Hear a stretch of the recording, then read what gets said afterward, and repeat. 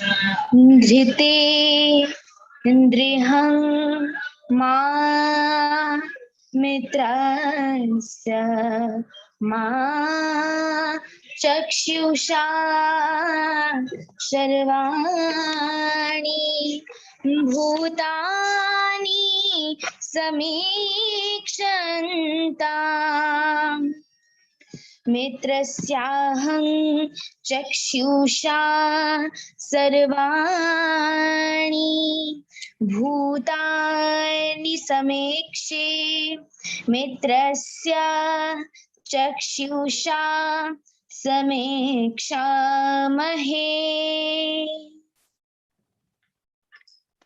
Thank you, Varnika. Thank you for that soulful chanting. Thank you very much. It has been rightly said, one great man has rightly said that a society without the knowledge of its culture and heritage is like a tree without roots. In this regard, UNESCO declared 18th April as World Heritage Day. This day is an internationally recognized day to spread awareness about the rich cultural heritage around the world and efforts required for its protection and conservation. World Heritage Day teaches people to take pride in their own past and culture and learn to appreciate and respect other people's culture as well. The theme for World Heritage Day 2021 is Complex Pasts and Diverse Futures. It urges people from various backgrounds to set aside their differences and come forward to spread the message of solidarity among different cultures. We all are connected here to know more about the importance of the day. To make the day more glorious, we have an esteemed guest with us today. It is indeed a pleasure on my part to welcome Dr. Anil Dheer, Head of Projects, Odisha Division, Intact. Dr. Anil Dheer hails from Cuttack. His journey started from Stewart School, and after graduating in English literature, he acquired 3 master's degrees from Utkal University. Meanwhile, he underwent flying training and got his private pilot's license from Bhubaneswar Flying Club. He has widely traveled all over India.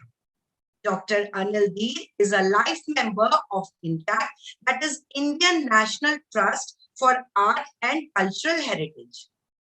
And he is the head of projects for its Odisha division. He has undertaken 3 important projects, which include documenting the monuments of Old Jagannath Sadak, monuments of Prachi Valley, and the documentation of the Mahanadi Valley. Dr. Anil Dheer was the one who, after extensive research, discovered the INA veteran Lakshmi Panda and helped her to get a recognition of a freedom fighter.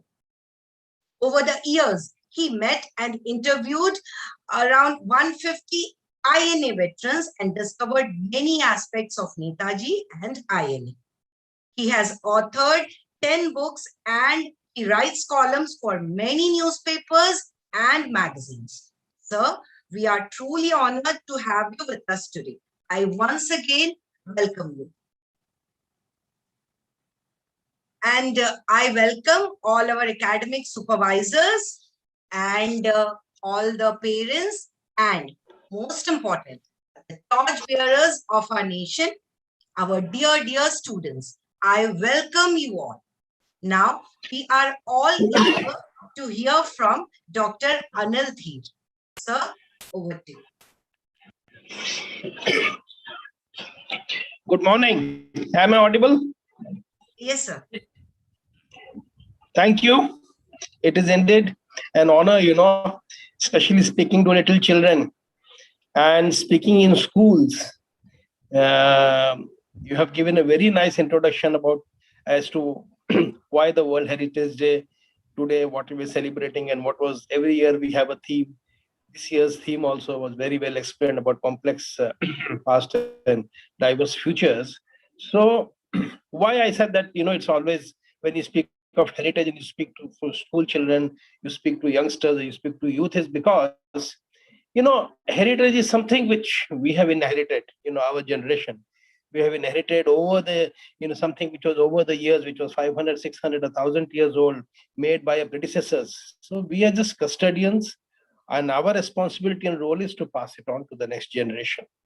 And not only to pass it on, to create a sense of awareness, create a sense of pride, so that if that particular monument or heritage has been kept intact, or it has been kept in a nice way, all the 600 or 800 or 1,000 years, it should be kept in the same manner, you know for the future also. And like I said, they will be the further thought. We are just custodians, we are the in between people. And yes, what we can do is we can improve on that. We can do whatever little can be done to conserve and preserve it, and see that they don't get destroyed. So, speaking once again, like Jyoti ma'am told, you know, why the World Heritage Day and what is World Heritage? World Heritage is something. World Heritage is, once again, it is celebrated. I would say it is celebrated because it's celebrated for a man to be proud of his past, to be proud of the civilizational history, to be proud of a part of the evolutionary process where we have progressed and come to this stage. Every generation thought they were the modern man. Even 500 years ago, we had the Stone Age, we had the Bronze Age, we had the Copper Age, we had the Iron Age. So every time, whatever age we were going through, they thought this was modernization. We today feel, that this is the modern age. This is the culmination. Mankind has come to its peak. All development that can happen has happened. The whole world has been explored. Nothing's unexplored. We have been to the highest, the deepest, the hottest, the coldest.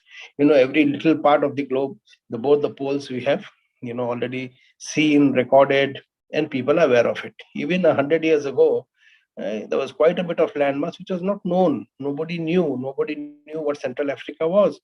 200 years ago, nobody knew what the Andamans or the Northeast, what happened. 400 years ago, there were even places in Orissa where nobody had been. But there was the age of discovery, a golden age of discovery, in which mankind, there were many improvements in transportation, in communications. So people went and discovered every little bit. Not only they discovered it, it was all recorded, and the glory of civilization, how we developed, how we evolved, all the heritage of it is, it's an indicator. So when we say Heritage Day, like I said, this is something, a day when we celebrate our glorious past. We pay sort of we pay tribute, or we look up to what our ancestors had done and how, they helped in us coming till this stage.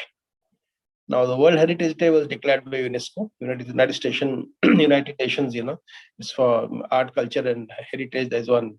It's an international body, which delegates all the World Heritage Site. Now, what is a World Heritage Site? A World Heritage Site is a place, which denotes, or which shows, or which represents the development of human civilization. It's not that World Heritage Sites belong to the world.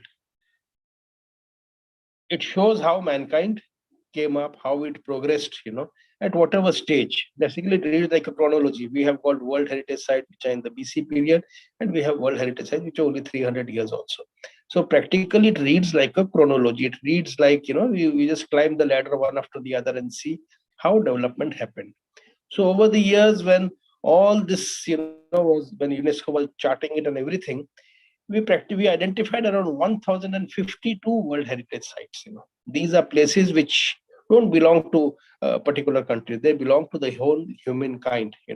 You can't say that the Acropolis in Greece or the Taj Mahal of India or the Konark of India belongs to the Orissa or to India or to the Greek or to the Italian. It belongs to the whole world. So these heritage sites were designated as World Heritage Sites. In India too, 38 of such sites were there. And mind you, when I say heritage, I only don't mean, heritage where temples were made or big structures were made, amphitheaters were made, or man-made structures. There is natural heritage too, something which you involved, it's just by the glory of nature. Nature took its own, in the geological time span, they involved, which are very wonderful, which are unique and distinctive. So even they were listed. And even that is something which shows not only how man evolved, how the how the world also involved, how geological factors also, how involved, how changes happened. So when we choose this day, we take this as an opportunity to create awareness, get the message across to people that, we are a human race, and we should, take pride in how we evolved and how we developed. What usually is done is a lot of such talks today are held because we are in bad times. Otherwise, we normally hold heritage walks. We take people around, especially school children. We show them, all the wonders which are there all around you. And mind you, when I say heritage, it is there everywhere. It is there everywhere in the world. There is no place wherever there was mankind, there is heritage. These are imprints, these are evidences, these are proofs that man was there in the deserts, in the cold. Even, we have got a heritage of the Inuits, of the Eskimos also. We have got a heritage of the Aborigines, the Maoris. We have got, we have got Aborigines. We have got heritage in the islands of the Andaman, which even till today are not inaccessible. So wherever man went, he left an imprint, and there was history in many ways. How do you know what heritage is? How does it evolve? How do we write the history? You have all read history, but you must have read modern history, which went back to say 500 years or 1,000 years on the most medieval, modern, and ancient. We call it, we classify it, but man didn't evolve 2,500, 3,000 years ago. Even before to that, that is called prehistory. That's archaeology. It's another advanced subject which, as school children, it's not taught in school, but once you take up higher studies in history, it diversifies. You go into archaeology, you go into cultural archaeology. There are so many other aspects. So basically, like I said, we had a stone age. There was a time when people were using stones and sticks for everything, for hunting, and sticks for making the homes, the huts. And how it gradually, there was the iron age when they discovered that iron could be smelted. There was a bronze age, there was a copper age. Gradually it evolved. Suddenly something didn't happen overnight. And the discovery of the wheel was not the only big thing. Man learned how to fly. Now we go out to space. So all this practically is civilizational history. And how do we study it? We get evidence. We get evidence by way of archaeological findings. There's a lot of, when you dig up something ground, a lot of evidence comes up. And nowadays, with modern science, you can date it. There is something called carbon dating. If you find a say, sort of pot or something buried on the ground, you can practically determine how old it is. 1,000 years or 2,000 years, very nearly. You can't get the exact date, but 30, 40 years here and there, you can date it. You can get it there. Then we have got we've got written history, because since the paper was discovered in China long, long back, and a lot of it was described because paper was brittle, it didn't last, and many of them were rewritten, like most of the scriptures and all. So that is one evidential history. We have got history in the form of all our temples, our old forts, our palaces. They are living history. They are embodiments of history. You can study them. We have got, like a place like India, we have got copper plate inscriptions, where the kings for posterity, they knew that paper gets destroyed and all that. So they used to inscribe whatever the edicts or whatever the orders were. They used to also things to be written in copper, on copper plates, which were indestructible. We had, rock writings. We have a very rich rock heritage in Bhubaneswar. We have it where things were inscribed on rock, which had permanence. That, that is something which couldn't be erased. From the last 1,000 years, we have a palm leaf inscriptions. When paper was not there, palm leaf inscriptions. Pothis used to be there, palm leaf manuscripts. You're all from Bhubaneswar, your children, but you'll be very much surprised to know that if you have been to the museum, I don't know, but if you go to the Odisha State Museum, there are 29,000 palm leaf manuscripts. 29,000, you can say, books written on palm leaves, which have been kept safely. And mind you, they are on all subjects. When you say palm leaf manuscript, they are right from A, astronomy, to Z, zoology. Palm leaf, they even drawings and descriptions. So there's so much knowledge. And I will speak of when we speak of heritage, I told you, like, how do we determine heritage? These are all these. Then we have natural heritage, which is not man-made. Incidentally, when I said that, of the World Heritage Site, we should be proud that we have got nearly 38 World Heritage Sites in India, which have been declared that these sites are of global importance and they are important for mankind. And we have one in a state also. In fact, we have three. One is on the tangible aspect, which is Konark. Konark is a World Heritage Site. Then there is a system of agriculture in Koraput, where they do this terrace farming. That has also been declared as a World Heritage Site. The third one, we are still trying for it. That is the Bhitarkanika Reserve, that the biosphere. We are trying to get it, certified as a World Heritage Site also. Out of this 38, you can practically say two of the very important sites are in Bhubaneswar. So why what is the message? Like this year's, like Jyoti ma'am told you, we had complex past and a very diverse future. Yes, we had complex past. Mankind evolved when after the um, Gondwana land or the continental drift happened. There were the big islands created. America shifted away, Australia shifted away. Right, in India, we can see that how Ceylon was, Sri Lanka was formed out of the Bay of Bengal. But either there was habitat, mankind existing there, or they later on traveled and reached there. So with such diverse things, the earth is a complex thing. You cannot deny it. We have complex weather, we have got complex geological structures, we have got, complex geography and complex wildlife. It's not that it was something which was uniform, it's so different. Even if you forget the world, if you take India as a microcosm, now I think what I will speak about now in the World Heritage is about India. Then I'll come down to Odisha. Okay, when we speak of heritage and the pride of it, a place like India, it has such diversity.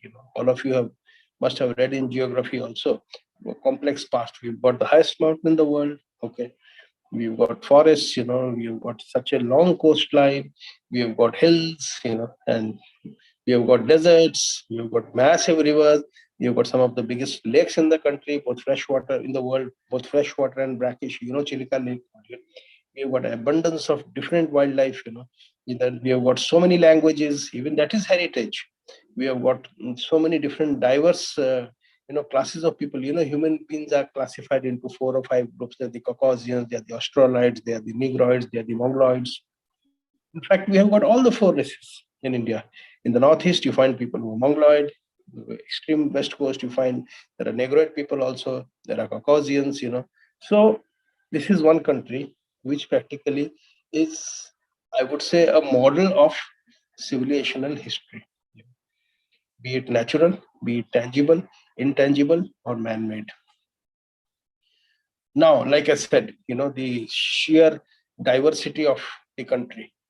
How many languages we have and how many have become extinct. How many different races of people there are there. We have got different. If you just start calculating the different, not only I would say the cultural patterns, the dress patterns, the food that we eat, the ornaments that we wear, the agricultural implements that we use, the musical instrument that we use, everything. I think such diversity you will not find anywhere else. Even different religions you follow. Okay, so all this is also a part of heritage. Coming to Odisha now, I will tell you. A few days ago, I met a gentleman, who was with me on coming back by flight from Delhi.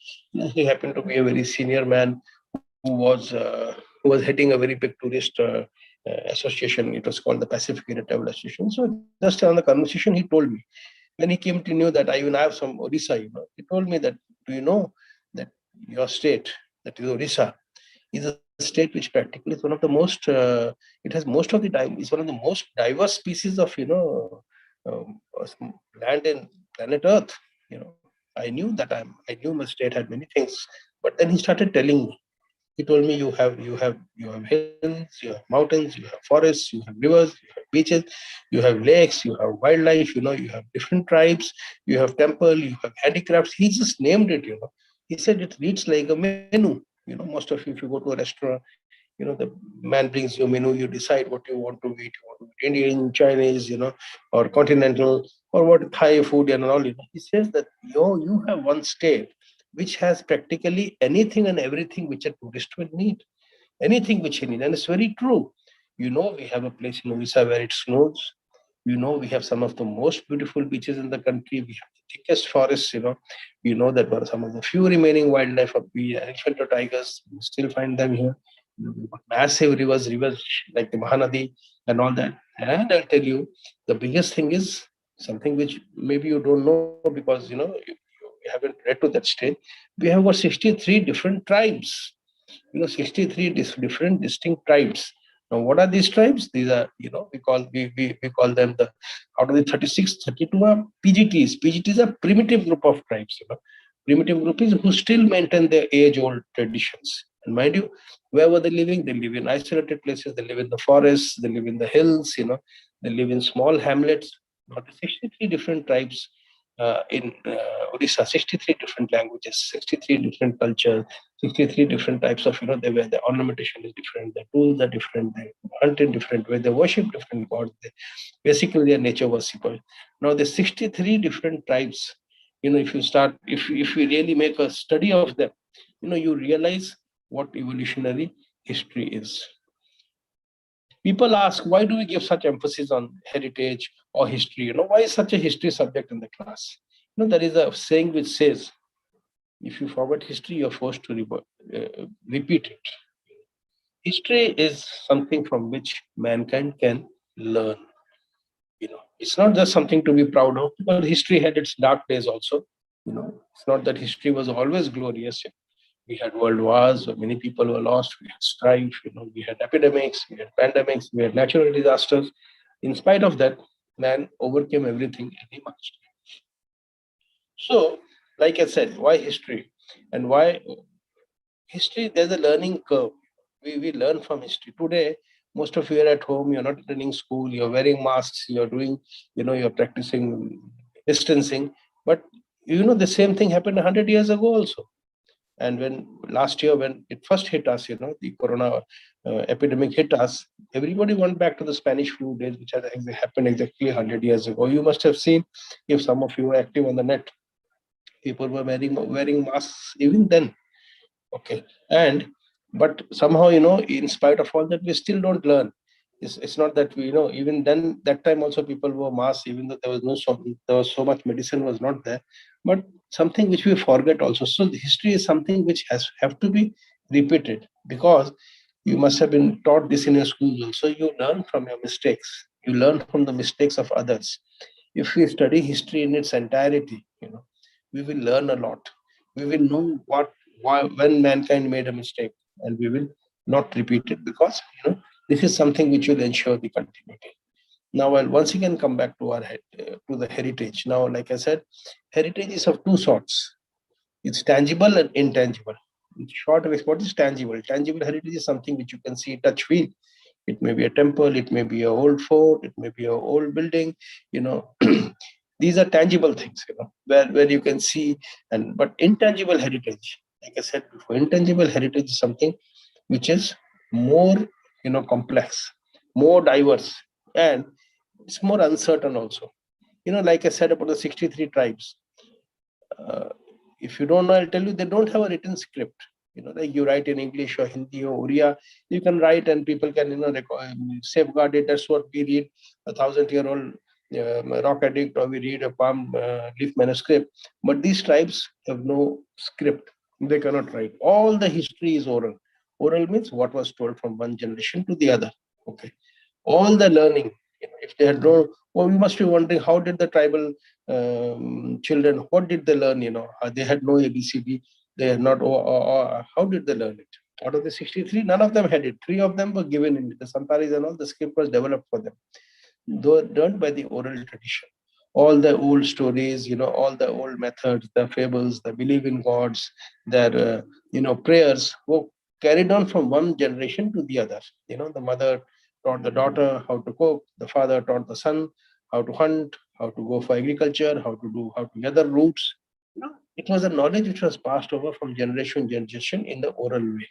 Much of it was lost, but like much of it was also, it was, they were gaining, because it happens when new and new things, they were also learning. The process was continual. No, because these people don't have a written tradition, much of it was lost. Now, how do we learn from history? We learn from history. Now, what has happened? All these tribals, all these people, all the 63 tribes, we try to modernize them. We try to modernize them by giving them modern day education, and we teach them Oriya, we teach them other languages. Most of the young children of your age are kept in hostels because schools cannot be open in the small villages in the tribal areas, so they are taken from there and kept in a common place. Now, what happens, like in your school also, you see so many different children are there, different from children with different languages from different parts of the country. The same way in tribal schools, we bring children of about say 20, 30 different tribes and keep them together. Now, what happens? When they stay in the ashram schools, they stay for months, they stay for years, they hardly go home for a year or for a month or two. They lose touch with the roots. What was happening earlier was, they used to work in the fields, they used to go hunting, or they used to practice the traditional this thing, they used to sing their songs, their dances, the ornaments, they used to wear those clothes, the food they ate. Now all this, they are losing. And because we give them modern day education, they don't go back, they don't learn what is there. But let me tell you, with all our knowledge and all our, books and all our computers, I have personally seen that the tribals have a lot more knowledge than us. They knew how to live with nature. They knew what there is something called sustainable development. They knew how to take from nature without destroying it. A tribal doesn't go hunting for pleasure. He only goes hunting for food.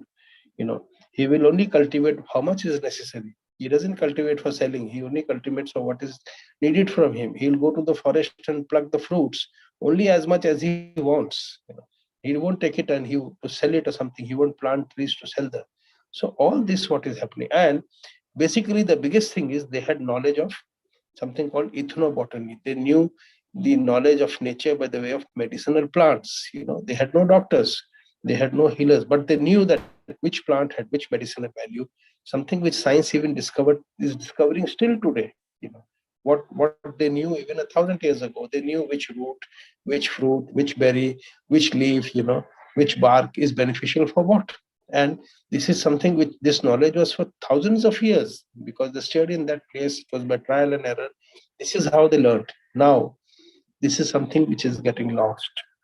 When this happens, when this new breed of children who study in modern schools, they don't go back. So there is nobody, even if they want to be taught, there was nobody to teach them because they didn't stay in the villages. The tribals had very ancient methods of keeping the seeds. They had seed banks, how they developed on that without modern facilities, how to conserve water. And if you go to the highlands of Koraput and all, you'll see with how little they grow so much and they sustain themselves. They used to weave their own clothes. Now that's lost. They buy it from the huts. They used to make their own ornaments. No more. Now they use plastic ornaments. So all this also in one way is a loss of heritage.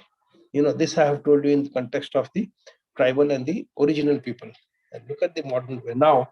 We most of these tourist spots which we see, which are actually in person's heritage thing. So governments and all many local bodies and many even places they want to beautify them. They say we are going to beautify Puri, we are going to beautify Bhubaneswar, we are going to make big roads and we're going to pave them, and there'll be facilities, thousands of people can come and go, there'll be selfie points, there'll be lights, there'll be umbrellas and shades and all. But this in to a certain extent, for doing this a lot of things are broken and destroyed. And anything which comes in the way, you need a very clear passage, so we'll break all things. So this way heritage is going to be erased, heritage slowly as such, because of uh, natural causes. Nothing is permanent. But in today's world, we have got such engineering skills, we have got such methods where any old structure, however bad it may be, it may be a very old building which is on the verge of collapse, that we can repair it, we can, that's called restoration, that's called conservation. We can freeze it, this thing, it won't get bad anymore, and we can keep it for posterity, because very frankly, lot of it has not yet been understood. You all are in Bhubaneswar. If you go to the Bhubaneswar temple, say for example the Lingaraj temple, you look at the sheer length and breadth of the temple, you look at the height of the temple, look at how many big stones, when the top stone, the headstone, which they call the Amalka, which is worth nothing less than 20, 25 tons, 30 tons, people are still, we have still not deciphered that how such a big piece of stone was taken on the top of the temple. We are not even, we haven't yet discovered how this big stone was bought from the quarries, 30, 40, 50, 60 kilometers away. The stones were dug near the temple. They were made in a very distant place. They were cut from quarries, and then they were dragged here. How were they dragged? And and if at all they were dragged to the place, how they were carried all the way up? There are many speculations. There are many theories, but much of it has still not been understood. They didn't have cranes. They didn't have bulldozers. They didn't have something that could drag them. It was only and only manpower, but they had a very advanced sense of engineering. They had a very advanced sense of science also, because without merging it, you cannot create such exquisite structures. So even 1200 1300-year-old temples which are still lying today, when you make a building, you realize that its life won't be more than 100 or 150 years. Even the house which you stay in, or the flat which you stay in, it would have. But imagine that 2000 years ago, they had techniques to make such structures, which have survived the test of time.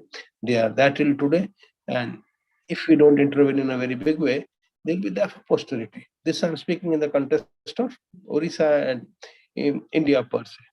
So what happens, like I told you, what is the importance of this preserving this, civilization? What, why, why, why should we do it, and how we should do it? Like I said before, we have inherited it. It doesn't belong to us. We are just custodians. We have to see that it goes into the next phase. We know there are many factors. The many factors is human population has gone up in leaps and bounds. It is in the last 30, 40 years, it's practically doubled. There is a shortage of space in the cities, and many of these structures which we had were on the river banks, you know, and because people, most of the big towns and all were set up near the rivers because we needed water. That time there was no piped water, or there was no underground that you could draw. So we dammed the rivers. There was flooding. If you dam the river in one place, it's flooding in another place. A lot of this got damaged due to nature. There were earthquakes. Many of the temples even got down by lightning. So it's not that, I don't say that, but now what we should do is at this hour, whatever is left, and quite a bit of is left. Once again, I say, when you look at world heritage and you vis-a-vis compare it with Indian heritage, let me tell you, 5,000 years ago, 4,000 years ago, 2,000 years ago, when we were making these temples, the people in Europe and in Africa and in America, they were living in caves. They were wearing animal skins. When we had advanced civilizations. You have studied Mohenjo-daro, you have studied Harappa. You know how advanced civilizations thrived in India. We had coinage. We had plumbing systems. Our pottery is something. So we were such an advanced civilization, and the sheer quality and the quantity of material. Even today, we have got hundreds and thousands of temples all over the country. Forget country. I think the biggest concentration of old temples or structures, they are there in our state, in Orissa. Even though there are just around 250 protected monuments and about 150 by the state archaeology department, but the government can only do so much. Your young people, even then you would know what our fundamental rights are. Okay, that's the constitution has given us fundamental rights, but the constitution has also given us some fundamental duties which are written. There's Article 50, which says that every citizen of the country, every citizen of the country has a duty to preserve the heritage in and around him. This is our not only a moral duty, it's a constitutional duty, because the government can only do so much. When we travel all over the country, we see in small villages there are 1,000-year-old temples, there are 900, 800-year-old temples, which are still left, which are still standing tall, which are still intact, which are in good condition. Why? Because the local villages took care of them. They didn't say that the government come and do it. They took care of them. Their forefathers took care of them. They're taking care of them now. They're doing the basic repairs. They're seeing that trees don't grow. It doesn't get waterlogged. They take adequate care. So all of us, and mind you, heritage is there everywhere. History is there everywhere. You have got history in everything, in the food we eat, in the clothes we wear. Everything. Your every village has its history, its own history. If you want, you can write it. because there was a past. The present, there was a big past, and like I said, good, bad, or ugly, the past was the past, and we can, we can, and we should learn from it. Okay, so as students, I would say there is a big responsibility on you. I know with today's curriculum and today's criteria of how you study, you hardly get any time for, we do engage in some heritage talks. We have had many heritage talks in your school. We have had even heritage walks. We have had exchange programs where we send students to other places. Like I said, now there's practically a concept of a world without borders. Now it's not that like 200, 300 years ago, you wouldn't even know. Now anybody can go anywhere. And this has both its good and the bad. You know, Ones where we open now, in the days to come, the school room will not be confined to the four walls. The school room will be the whole world. To learn, to get real learning, practical learning, you will have to step out. You have to step out from your classrooms in schools. You have to step out from your lecture rooms in colleges, or if you do research in universities, you have to go out. Because there is so much what could be written has been written. Okay, and I'll still tell you much more ways to be discovered. I, we have a feeling that the age of discovery was over. No, even today, when we go out, we discover new things. Once again, all this is heritage related. What I say, if you search, if you look out for it, you'll find much more. So, basically, I'll just tell you, today is a day when we should remember. It's not just, we know, most of you children would know your parents, your grandparents, or maybe some of you are great grandparents also. But if you start thinking before that, a few years ago, I was researching on something. There was the Jagannath temple. All of you have been to Puri, most of them, and this temple has been there from the last 800 years, and people have been visiting it from the last 500-600 years. They came from all over the country. If you know a little bit of history of the Jagannath temple, you'll realize that all great men, Chaitanya Mahaprabhu, the Shankaracharyas, Guru Nanak, and Kabir, Ramanujan, all these great reformers and saints had come to Puri.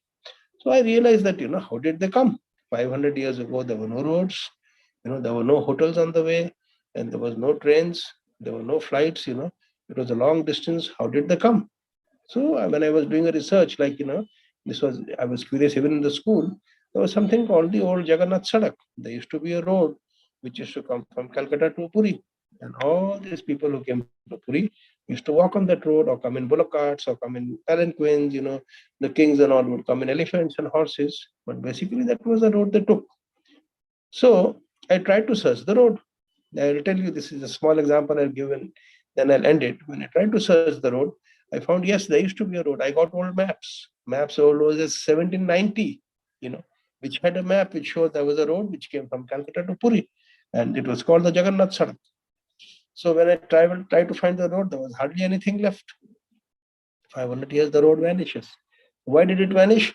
I kept, it was a road. The road was there. It was there on the maps. But when the railways came, they came in 1895, nearly 125 years ago.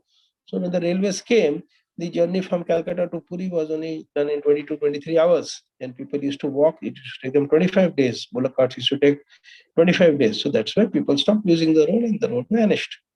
So what I did was, I wanted to find the road. So I took a bullock cart. I went to Calcutta, and I started walking all the way to Puri. And like I said, oral history, people remember. They remember what the forefathers told us. All along the way, we asked people, where was the old Jagannath Sadak? They to tell us, this was the Sadak, yahan se jata tha, yama bilawate jautila. There was the well, this was the tank, there used to be old dharamshala here. So practically, we had a few children, like you are small children, but we had some university children with us. We remapped the old road, and we discovered 200 monuments. If that road was there, means if the pilgrims came, they had facilities. They just couldn't walk in the jungle. So we remapped the whole road. You can remap it now with, you can draw a map. And we realized what a rich history we had. So these are small instances. Okay. I'll be very happy if children, like, I'm sure all of you have been to the museum. These are times when they're closed, and but once things get better, make Sunday visits to the museum. see places around you, our state is so richly endowed that even one lifetime is not enough. Like I told you, we have everything. We have hills and we have forests, we have beaches and we have rivers, we have wildlife and we have, I said, we have tribals, we have food, handicraft, dance, forms, all of you. These are something which is not new. When I tell you, you can very easily identify. This is the richness of our culture. Each person can have his interest. Some people may be interested in the cookery of Orissa. Some people may be interested in the dance. A lot of you must be into Odissi dance. Some temple architecture. Some people interested in nature.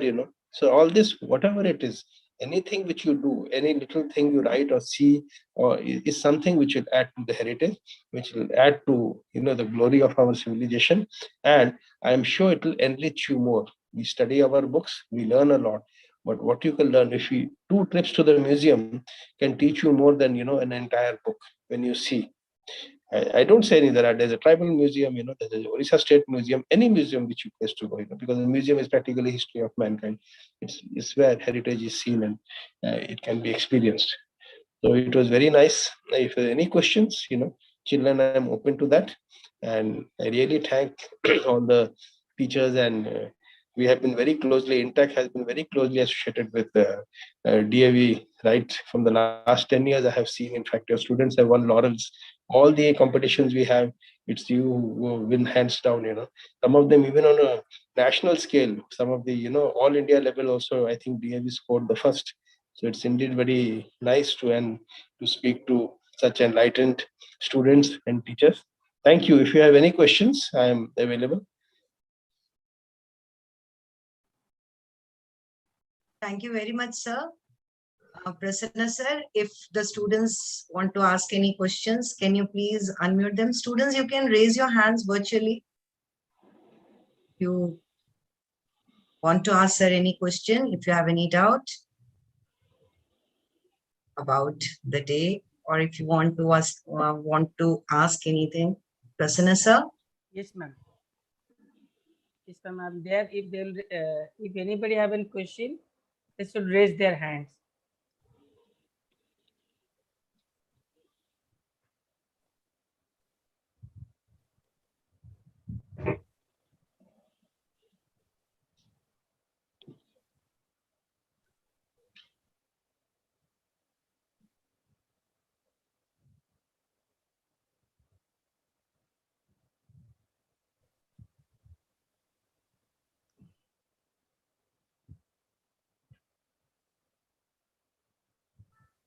Any teacher, if they have any question, they can also ask.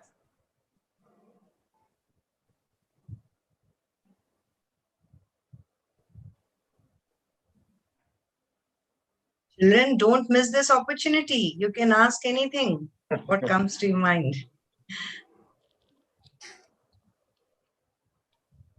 It's all right, I think.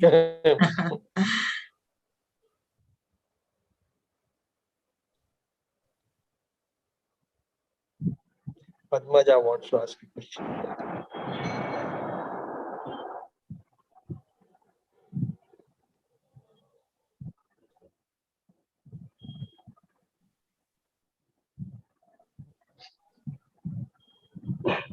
Yes. Padmaja. Unmute and ask yourself the question. Ma'am, by mistakenly I have raised the hand. Okay, okay. All right. No issue. Okay.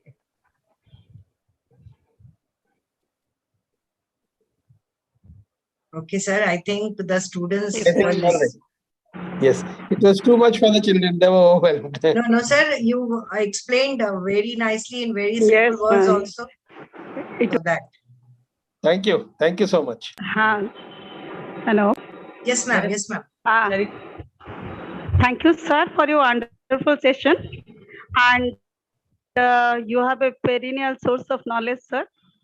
And 45 minutes already passed. But I think that there's so many things we can collect from you, so many information. If we get time once again, we'll meet again. Sure. Thank Sure. you, sir. Thank you. Sir. Thank you so much. Thank you so much, sir. Really, we came to know about our heritage, our culture, and indeed, we are proud of our precious culture. And Thank you. us students gained a lot of knowledge, sir, by listening to your words of wisdom. And today on World Heritage Day, let's all join hands to preserve our heritage and culture by not destroying them, rather giving a helping hand in maintaining these historical buildings. Moreover, World Heritage Day is not just limited to monuments, as sir was saying, many things he has said, and it is not limited to monuments and sites. Rather, it reminds to preserve our cultural integrity, our history, and our rich heritage culture of our community or our country. So I deem it a great honor to extend my heartfelt thanks to Dr. Anil Dheer for sparing his precious time and making all of us aware about the importance of the day and inspiring young minds to preserve our culture and march ahead for a bright future. With a deep sense of respect, I thank our regional officer cum principal, Dr. K.C. Satpathy, for always guiding us and making these ideas turn into reality. And I extend my gratitude to our academic supervisors and all the teachers for all the efforts taken. A special thanks to IT team and Prasanna sir for making this webinar possible. Thank you, dear children, for participating in the webinar and making this a successful one. Finally, a big thank you to everyone for everything. But before we sign off, I want to say one thing, that don't let an important site disappear from the world. Do your part, do your part to preserve our culture, do your part to preserve our heritage, and try to raise awareness and preserve it for future generations. Thank you very much. Thank you.